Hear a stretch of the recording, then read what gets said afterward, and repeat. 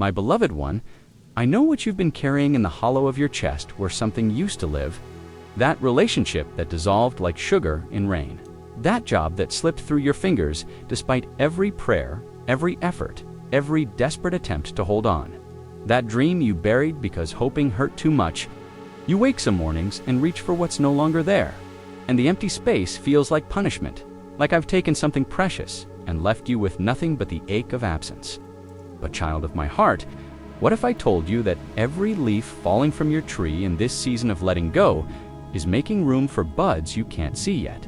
Buds swelling with life so vibrant that if you saw them now, you'd weep with gratitude instead of grief. What if the door closing softly behind you, the one you keep turning back to stare at, is only closing so that you'll finally notice the window ahead spilling warm light you didn't know existed? I'm not taking from you, my child. I'm removing what you lost, so I can give you something infinitely better. There's a particular sound that autumn makes when it surrenders to winter. The gentle whisper of leaves releasing their grip, drifting down to carpet the earth in shades of rust and gold. It looks like death if you don't know what's coming. It feels like loss if you're the tree watching its covering fall away. But beneath that apparent stripping, beneath what looks like barrenness, there's a secret. The tree isn't dying. It's redirecting energy, preparing for spring, making space for new growth that can only come after the old has been released. My beloved one, that's what's happening to you right now. What you think I've taken, what feels like cruel removal, is actually merciful preparation. I'm not punishing you with loss. I'm positioning you for abundance you haven't yet imagined. Welcome to Holy Spark Soul. If you're here, you know what it means to grieve what's gone while wondering if anything good is coming. You've stood in the rubble of what was and struggled to believe there's architecture ahead. This channel exists because shallow comfort doesn't touch deep loss. And today, we're exploring something that sounds impossible until you see it with the eyes of faith. God removes what you've lost, not to leave you empty, but to fill you with something immeasurably better. If this is your first time here, subscribe and turn on notifications. Because we're building a community that refuses to settle for pat answers when the questions cut to the bone, let's start with the hidden mercy in what's been removed. You didn't see it as mercy when it happened. You saw it as betrayal, as abandonment, as evidence that either I don't care or I'm not powerful enough to stop the bleeding. But child of God, what if the thing you lost was actually carrying hidden weights you couldn't perceive? What if that relationship you're mourning was slowly suffocating the person you're meant to become? What if that job you're grieving was keeping you from the calling that's been waiting for you to have empty hands to receive it? What if that dream that died was actually a smaller vision that had to be buried so something greater could sprout from its remains? I don't take lightly. I don't remove carelessly. Every loss you've experienced has been filtered through my love for you, which means nothing has been stripped from your life that wasn't making room for something better. Not easier necessarily, not less painful in the short term, but better. More aligned with who you're becoming, more connected to the purpose I've been weaving through your story since before you took your first breath. My beloved one, the grief you feel is real, and I honor it. But the grief isn't the end, it's the tunnel, and there's light on the other side that will make you grateful. You walked through the dark. Think about Job, everything stripped away in catastrophic succession. His wealth, his children, his health, his dignity. He sits in ashes, scraping his sores with broken pottery, while his friends accuse him and his wife tells him to curse me and die. If you'd asked Job in that moment whether I was removing things to give him something better, he'd have laughed bitterly. He'd have shown you the ash heap as proof that I'd abandoned him. But watch what happens when the story completes. Job 42 verses 12 through 13, "And the Lord blessed the latter days of Job more than his beginning. And he had 14,000 sheep, 6,000 camels, 1,000 yoke of oxen, and 1,000 female donkeys. He also had 7 sons and 3 daughters." Double what he'd lost in material wealth. New children who couldn't replace the ones who died, but who filled his house with life again. And more than that, a depth of understanding about me that he couldn't have gained any other way. Child of my heart, Job didn't just get back what he lost, he got better. He got more. He got deeper. The removal wasn't the end of his story. It was the transition to a chapter more glorious than anything he'd known before. And the same thing is happening in your life right now. What's been removed is clearing the field for a harvest that will dwarf what you had before. But you have to stop staring at the empty soil and start trusting the farmer who's preparing it. Consider Abraham. He has Ishmael, the son born through Hagar, because Sarah couldn't conceive. And Abraham loves this boy. When I tell him to send Ishmael away, it breaks his heart. Genesis 21 verse 11 says, "The thing was very displeasing to Abraham on account of his son." He doesn't want to let go. He's attached. He's convinced this is cruelty. But my beloved one, Ishmael couldn't stay because Isaac was coming. The promise couldn't be fulfilled while Abraham was clinging to the plan he'd made in his own strength. Ishmael had to be removed so Isaac could arrive. And Isaac, the child of promise, the one through whom all nations would be blessed. He was worth the painful release of Ishmael. Abraham couldn't see it in the moment of removal. But later, when Isaac was born, when the laughter filled his tent, when the covenant unfolded through his promised son, Abraham understood. The removal was mercy. The loss was actually gain. What Ishmael are you holding on to? What thing born from your own effort, your own striving, your own inability to wait for my timing? Are you convinced you can't live without? Child of God, I'm not asking you to send it away to be cruel. I'm making room for Isaac. I'm clearing space for the promise, for the thing that can only come through my power and not your striving. And when Isaac arrives, when you hold in your hands what I've been preparing all along, you'll weep with gratitude that I loved you enough to remove what was good so you could receive what was best. Asterisk hen, there's the widow in 1 Kings 17. Elijah comes to her in the middle of a drought and famine, and he asks her to make him bread first before feeding herself and her son. She has only a handful of flour and a little oil. If she makes bread for Elijah, she'll have nothing left. She's staring at her last meal, convinced this is the end. But she obeys. She pours out what little she has, and watch what happens.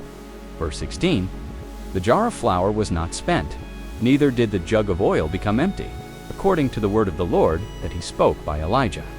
She gave up her last bit of security, and I multiplied it into sustenance that lasted through the entire famine. The removal, the pour-out, the terrifying act of surrender. It wasn't loss. It was the doorway to miraculous provision she'd never have experienced if she'd clung to her handful of flour. My beloved one, what are you holding in clenched fists right now? What little bit of security, what remnant of the old life, what handful of control are you convinced you can't surrender because it's all you have left? I'm asking you to pour it out, not because I want to watch you starve, but because I can't fill jars that are already full. I can't give you the better thing while you're clutching the lesser thing. The removal feels like risk, like recklessness, like stepping off a cliff into nothing. But I'm telling you, there's solid ground beneath that step. There's multiplication waiting on the other side of surrender. And what you pour out in faith, I will return in abundance that lasts through every famine you'll ever face. Let's go to the promises. Joel 2:25, I will restore to you the years that the swarming locust has eaten, the hopper, the destroyer, and the cutter, my great army which I sent among you. Restore, not replace, not compensate, restore. The years the locust ate, the time you think was wasted.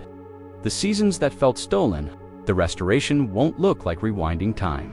It will look like compressed fruitfulness, like double-time harvests, like opportunities that wouldn't have been possible if you'd gotten what you wanted when you wanted it. Child of God, the locusts haven't won. They've cleared the field, and I'm about to restore in ways that will leave you breathless. Romans 8:28 promises, and we know that for those who love God, all things work together for good, for those who are called according to his purpose. All things, not just the pleasant things, not just the things that made sense. All things, including the losses, including the removals, including the seasons that felt like everything was being stripped away. I'm working it all together for good. Weaving threads you can't see yet into a tapestry that will reveal my glory and your story as inseparable. The removal isn't outside my plan. It's central to it. Isaiah 43:19 says, Behold, I am doing a new thing. Now it springs forth. Do you not perceive it? I will make a way in the wilderness and rivers in the desert. New thing, not recycled thing, not trying to recreate the past thing. New, something you've never experienced before, something that requires the old to pass away so the new can spring forth. And it's springing now, my beloved one. while you're still grieving what's gone, while you're still tender from the removal. The new thing is already pushing through the soil. Do you perceive it? Are you watching for the first green shoots? Or are you so focused on the dead leaves that you're missing the resurrection happening at your feet? So how do you cooperate with this divine exchange? How do you partner with me in the removal and replacement instead of fighting it every step? Child of my heart, you start by opening your fists.